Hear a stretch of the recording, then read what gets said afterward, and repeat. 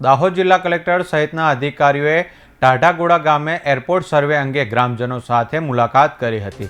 જાલોદ તાલુકાના મોજે, ટાઢાગોડા, શારદા, ગુલતોરા, છાયણ જેવા ગામોની જમીનમાં એરપોર્ટ માટે સર્વે કરવાની કામગીરી શરૂ કરવામાં આવી છે। ગ્રામજનોએ કામનો વિરોધ કર્યો હતો અને જિલ્લા કલેક્ટરને રજૂઆત કરવામાં આવી હતી, જેને ધ્યાને લઈ જિલ્લા કલેક્ટર સહિતના અધિકારીઓએ સ્થળ પર મુલાકાત લઈ ગ્રામજનો સાથે મુલાકાત કરી અને કોઈપણ ખેતી કરતા ગ્રામજનોની જમીન બને ત્યાં સુધી નહીં જાય તેવું આશ્વાસન કલેક્ટર દ્વારા આપવામાં આવ્યું હતું। અમારા ગામની મુલાકાત આજ કલેક્ટર સાહેબ દ્વારા લેવામાં આવી હતી।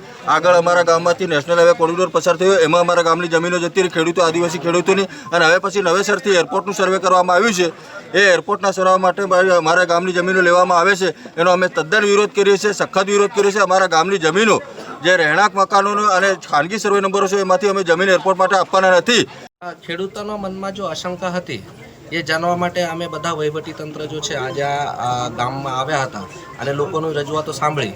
કોઈ પણ એરપોર્ટ બનાવવાનું હોય તો એનું લગભગ આજુબાજુના 15 કિલોમીટર એરિયાનું સર્વે કરાવવું પડતું હોય, પરંતુ क्या है कि एयर स्ट्रिप जो है ये लिमिटेड एरियाમાં જ થતી હોય છે, પરંતુ લોકો સર્વે કરાવી રહ્યા છે તો એ આપણી ખેતીની જમીન ન જાય કે ગામની કોઈ જમીન ન જાય એના માટે લોકોના મનમાં શંકા હતી, તો એનું નિરસન કરવા માટે જ અમે અહીંયા આવ્યા હતા સર। અને લોકોને પણ પ્રોપરલી સમજાવવામાં આવ્યું છે કે જો પણ સર્વે થશે, સર્વેમાં કોઈ પણ વ્યક્તિ નહીં લાવે અને ખેડૂતોની ઓછામાં ઓછી જમીન જાય કે જ્યાં સુધી શક્ય હોય ત્યાં સુધી સરકારી જમીનનો ઉપયોગ કરીને જ એરપોર્ટ બનાવવામાં આવે। ટાઢાગોડા ગામે એરપોર્ટ બનાવવાની સર્વેની કામગીરી ચાલતી, એના વિરોધમાં 16 તારીખે અમે કલેક્ટર સાહેબને મળ્યા। આજ રોજ ટાઢાગોડા ગામે કલેક્ટર સાહેબ શ્રીએ ટાઢાગોડા, શારદા, ગુલતોરા અને ચાણ ગામના ગ્રામજનોની મુલાકાત લીધી અને એમાં આશ્વાસન આપ્યું છે કે ખાતેદારોની કોઈ જમીન જશે નહીં, સર્વે નંબર 97ની જમીન ફોરેસ્ટની જમીનમાં એરપોર્ટ બનાવવાનું છે એવું આશ્વાસન આજ રોજ કલેક્ટર સાહેબે આપ્યું છે।